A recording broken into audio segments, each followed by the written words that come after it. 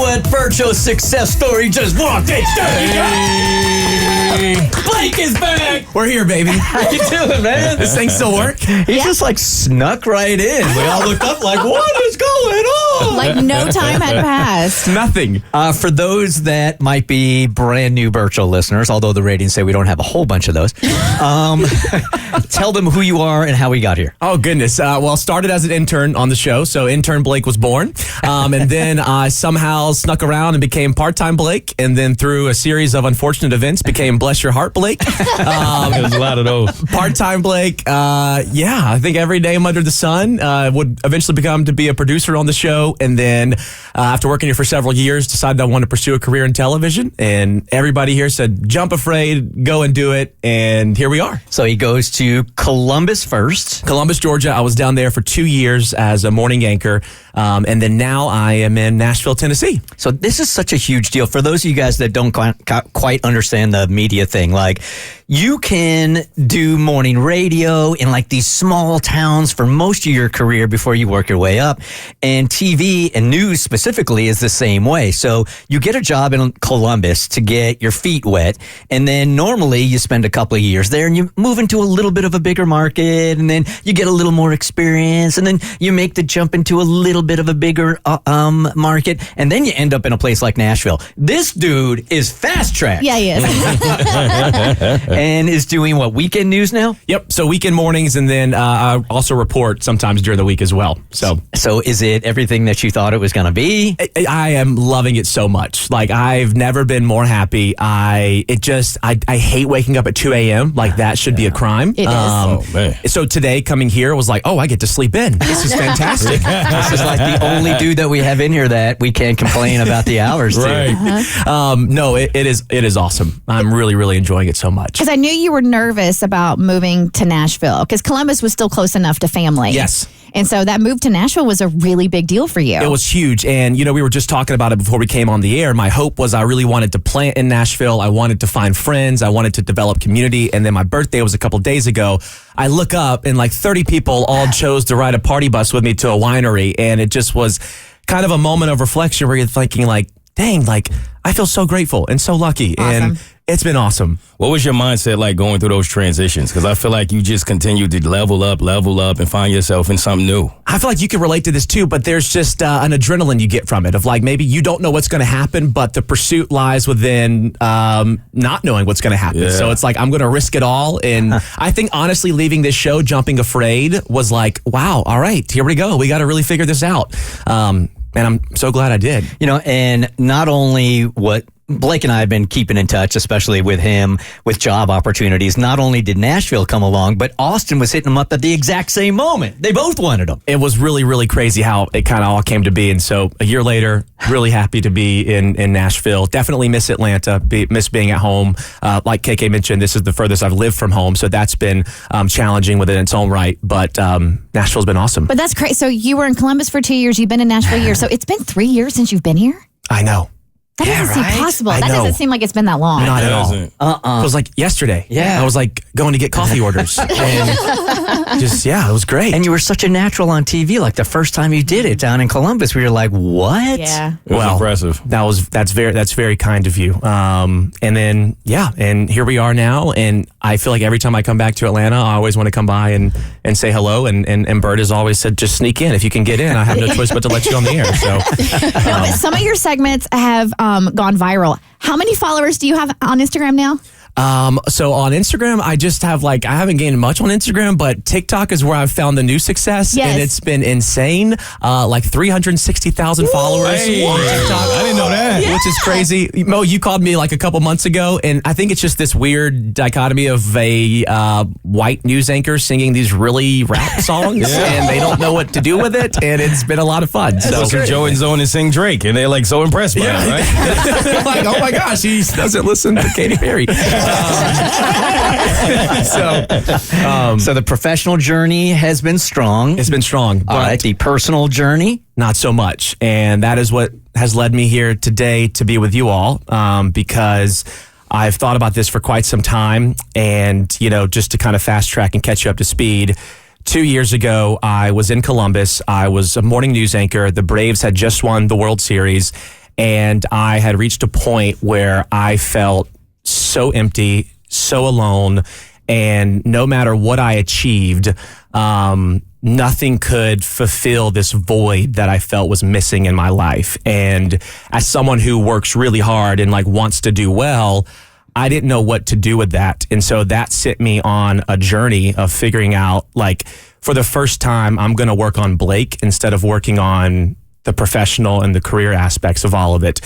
And so a couple months later, through a series of conversations, decided to get to a point to where I was excited and to accept and embrace the fact that I'm gay, and I wanted to own that, and I wanted to begin this journey of living a life that was open, honest, and authentic to me. And so I have a list in my phone. It was called One Day, and I would write notes to myself, and I had a list of people that I wanted to tell and make sure they heard it from me. And that was a journey that began 2 years ago. And so being here on the other side of it, it has certainly been a journey. I think there's obviously, owning that and beginning to look within comes with a lot of fear. Obviously a fear that I could lose my job, a fear that I would lose my friends, a fear that no one would want to hang out or talk to me anymore.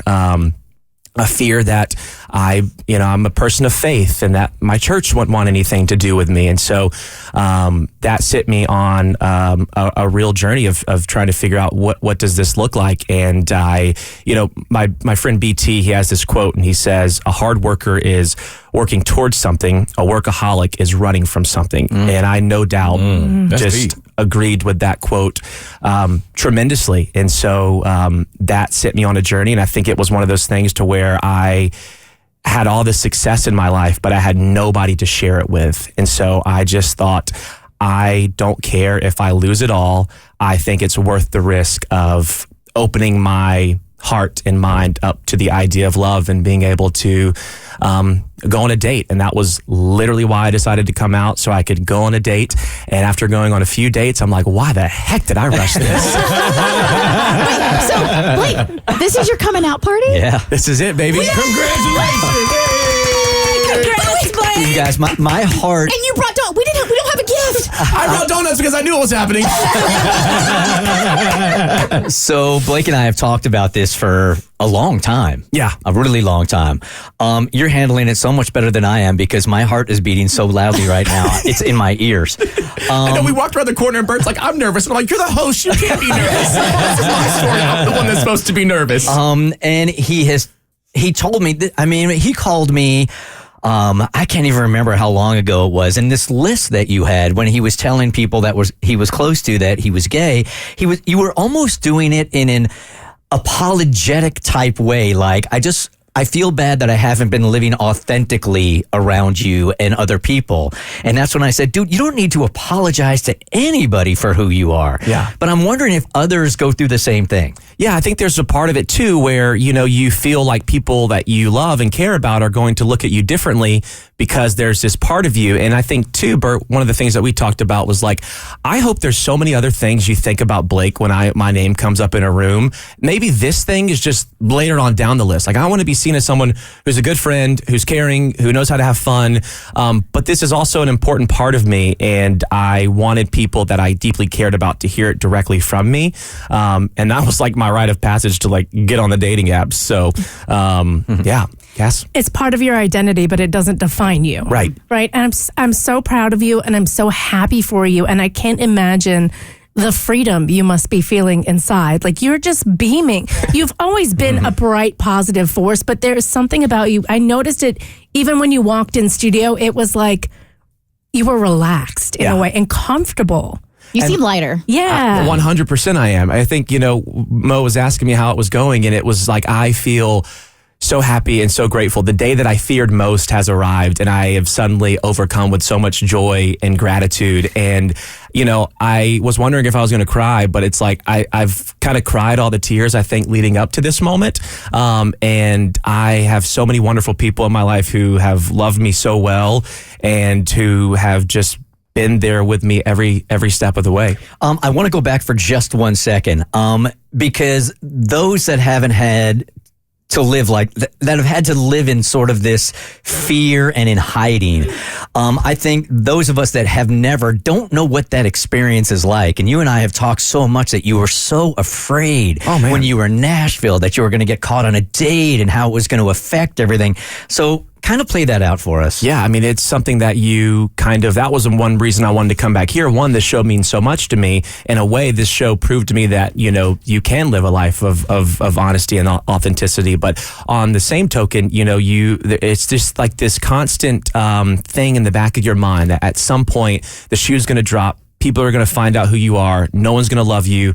And everyone's going to believe that your life is just this lie. And basically, I think when you decide to come out, you own your story and you're like, you can't harm me with something that I'm proud of. And so that is. I am so proud of you. I love that. Inspiring, man. I'm super proud of you. That's where I'm at now. And I think, in a perfect world, things like this won't have to be the norm, right? I think we all would want to live in a world where a coming out party is not necessary. And I think in order for us to get there, we have to increase representation and visibility on every single level of every single industry so that people who live in a small town in middle Georgia or in a big city somewhere know that this is just a part of them. It's not all of them. And they're going to be loved the same no matter what.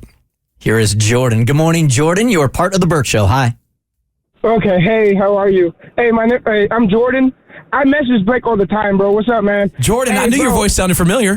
Yeah, man, I'm kind of sick, so, but, dude, you're still Blake, bro. You're Blake. It doesn't matter what you do. It doesn't matter who you love, who you don't love, bro. You're still Blake. Like, at the end of the day, you're Blake, bro. Like, you're a brother. You're somebody that just came on here and did what he needed to do, and you're doing great, man. And then seeing you do what you do in life and then now being able to do it while being who you want to be, bro, makes me even happier, man. So I'm so happy for you, bro. Seriously. Thank you so much, Jordan. That means a lot. Man. Yeah. That was one of the things. It was like I want to give people a chance to love me for who I am while on the journey, not maybe when I reach this destination that I aspired to get to. And so the relief that you must feel. Oh man, I just feel so happy. And it's like, I think if I could go back and tell Blake 2 years ago, who was like beginning this journey and how dark it was at certain moments in time, like, you have no idea how good it's going to get. Like, you have no idea how good it's going to get. And I say that coming out of like 2 breakups, like, I hate having feelings. Like, I feel like a middle schooler. I'm analyzing Instagram comments, emoji usage. I'm like, this is stupid, man. Man, we love you, dude. I'm so proud of you. Thank you, Bert. So happy and proud of you. man. I love y'all. So I think the real question is, Kristen, you trying to dust off the matchmaker? She's the last one you want to go to. No. Have you heard? You know my track record. I think I'm redemption. Let's do this. Okay. Let's do this. The Bert Show.